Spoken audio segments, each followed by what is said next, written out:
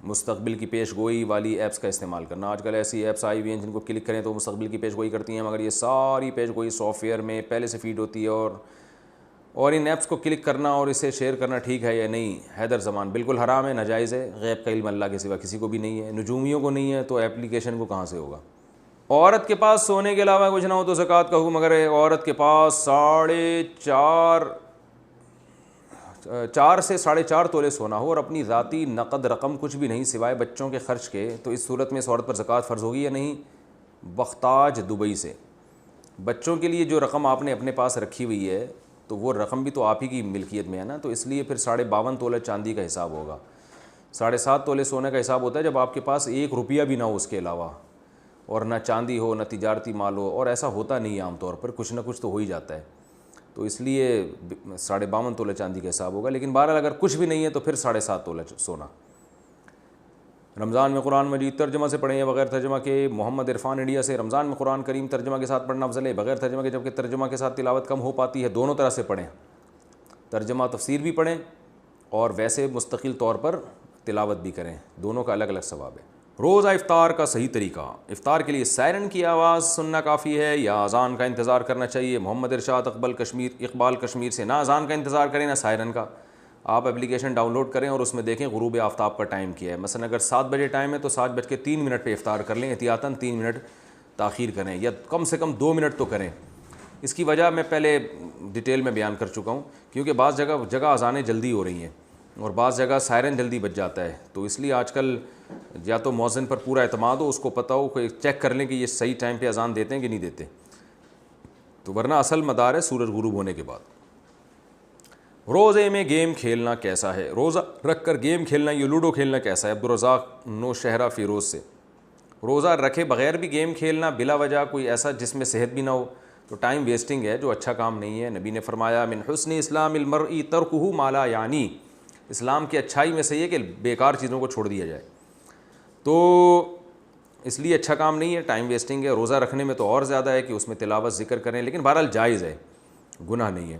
اور لوڈو اگر آپ کھیل رہے ہیں اپنے بچوں کے ساتھ, بیوی کے ساتھ, اور تھوڑی سی گیدرنگ ہو جا رہی ہے اس بہانے اور محبت بڑھ رہی ہے, تو انشاءاللہ امید ہے ثواب بھی مل جائے گا. کیا الٹی سے روزہ ٹوٹ جاتا ہے؟ روزے میں الٹی آ جائے تو کیا کریں؟ احسان اللہ: صبر کریں. اور کیا کریں گے بھائی, اب سیدھا تو کر نہیں سکتے اس الٹی کو. آپ کا مقصد یہ کہ الٹی آ جائے تو کیا روزہ ٹوٹ جائے گا, شاید یہ پوچھنا چاہ رہے ہیں, مگر سوال میں پوچھا نہیں ہے آپ نے. تو روزے میں الٹی آنے سے روزہ ٹوٹتا ہے 2 شرطوں کے ساتھ. ایک, آپ نے خود حلق میں انگلی ڈال کے یا کسی طریقے سے الٹی کی ہو, اور الٹی بھی بہت بھاری بھرکم الٹی ہو, منہ بھر کے ہو, یعنی جسے روکنا ممکن ہی نہ ہو, اس صورت میں روزہ ٹوٹتا ہے. اور اگر آپ نے خود سے منہ بھر کے الٹی نہیں کی, الٹی ہوئی ہے خود بخود ہوئی ہے لیکن آپ نے نگل لیا اس کو, تو بھی روزہ ٹوٹ جاتا ہے. اور باقی کسی صورت میں روزہ نہیں ٹوٹتا. مثلا منہ بھر کے الٹی نہیں ہوئی تو بھی روزہ نہیں ٹوٹتا, تھوڑی سی الٹی ہوئی آپ نے اس کو نگل لیا, اس سے بھی روزہ نہیں ٹوٹتا. روزے میں حجامہ کروا سکتے ہیں کیا؟ روزے کی حالت میں حجامہ کروایا جا سکتا ہے؟ اویس رئیس خان: جی کروایا جا سکتا ہے, لیکن حدیث میں ایک روایت میں اس کو مکروہ یعنی کہا ہے کہ اس سے روزہ ٹوٹ جاتا ہے. تو علماء نے دونوں, حجامہ روزے میں ثابت بھی ہے, دونوں میں تطبیق اس طرح دی ہے کہ روزے کی حالت میں جب حجامہ کروائیں گے تو کمزوری کا خطرہ ہوتا ہے, تو اس بات کا خطرہ ہوتا ہے کہ پتہ نہیں آپ روزہ کمپلیٹ کر بھی سکیں کہ نہ کر سکیں. تو اگر کوئی خطرہ نہیں ہے تو کروا سکتے ہیں. 2 بیویوں میں نان نفقہ کیسے تقسیم کریں؟ میرا دوسری شادی کا ارادہ ہے, پہلی شادی کو 7 سال ہو گئے ہیں, کیا دوسری شادی کے لیے بھی پہلی شادی جتنا مہر ہوگا یا لڑکی والوں کی ڈیمانڈ کے مطابق ہوگا؟ نیز 2 بیویوں کے درمیان نان نفقہ کا کیا طریقہ ہوگا؟ عبد الوحید. یہ بڑے بہادر ہیں, انہوں نے اپنا نام بھی شو کیا, لیکن اتنے بہادر بھی نہیں ہے کہ اپنی لوکیشن شو کر دیں گے. پکڑے جائیں گے تو بولیں گے میں یہ وہ والا عبد الوحید نہیں, وہ دوسرا والے عبد الوحید ہوں میں. بہرحال دیکھیں, دوسری بیوی کو کا مہر الگ ہوگا جتنا ان کا مطالبہ ہو. مہر میں برابری نہیں ہوتی, مہر تو ہر ایک کا اپنی ڈیمانڈ پر ہوتا ہے. باقی نان نفقہ کیسے تقسیم کریں؟ تو نان نفقے میں جو خشک راشن ہے, سبزی ہے, دال ہے, گوشت ہے, یہ تو سب گھروں میں برابر ہی آئے گا جتنے افراد ہوں, اور اگر کسی گھر میں زیادہ افراد ہوں تو اس کے حساب سے زیادہ آئے گا. تو نان نفقے میں بس اتنی برابری ضروری ہے کہ ہر گھر میں مناسب نان نفقہ پہنچائیں. اب ظاہر ہے کوئی زیادہ کھاتا ہے کوئی کم کھاتا ہے، یہ تھوڑی کہ ایک دو روٹیاں اس بیوی کو کھلا رہے ہیں تو دو ہی اس کو کھلائیں، وہ اگر 3 کھاتی ہے تو اس کو 3 کھلانی پڑیں گی، وہ اگر ایک پہ پیٹ بھر جاتا ہے تو اس کے لیے ایک کافی ہے۔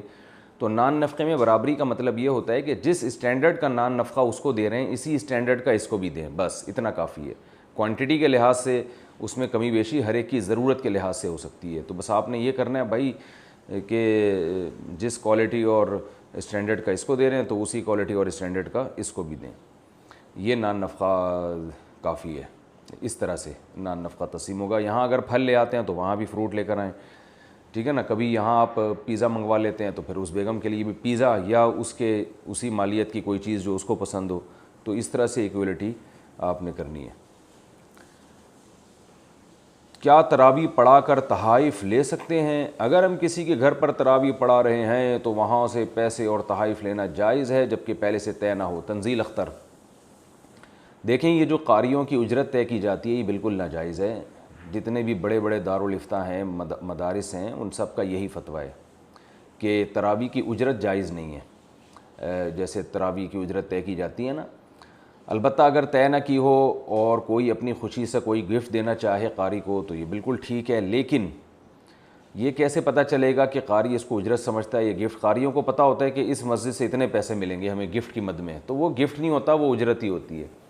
تو اس لیے رمضان کے شروع میں قاریوں کو بتا دیں کہ یہاں آپ کو تراویح پڑھانے میں ثواب کے علاوہ کچھ بھی نہیں ملے گا، تاکہ پتہ چل جائے کہ یہ مخلص بھی ہیں یا نہیں ہے، کیونکہ جو پیسوں کی لالچ میں تراویح پڑھا رہا ہے تو اس کا تراویح پڑھانا بھی ناجائز ہے اور اس کے پیچھے تراویح پڑھنا بھی ناجائز ہے، یہ ذہن میں رکھیں۔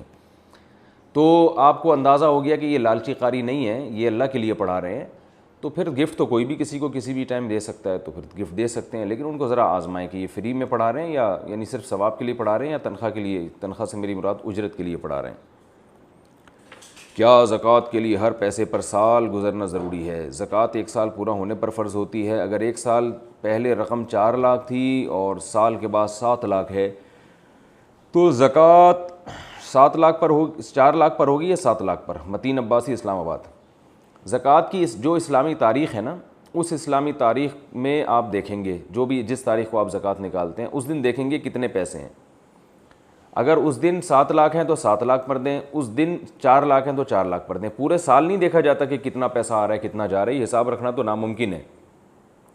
یعنی آپ اگر فرسٹ رمضان کو زکوٰۃ نکالتے ہیں فار ایگزامپل، تو شعبان کی آخری تاریخ کو اگر آپ کے پاس 1 کروڑ روپے آ گئے اور فرسٹ رمضان کو وہ 1 کروڑ روپے تھے تو آپ کو 1 کروڑ کی زکوٰۃ دینی پڑے گی۔ اور اگر آپ کے پاس 29 شعبان کو 1 کروڑ روپے تھے لیکن رمضان کا چاند یکم رمضان یعنی یکم تاریخ آنے سے پہلے وہ 1 کروڑ خرچ ہو گئے تو یکم تاریخ کو نہیں ہے پیسے تو نہیں ہوگی زکوٰۃ۔ تو اس خاص اسپیسیفک اس ڈیٹ کو دیکھا جاتا ہے کہ کتنا اماؤنٹ آپ کے پاس ہے، تو اس پورے اماؤنٹ پہ پھر آپ پر زکوٰۃ فرض ہوگی۔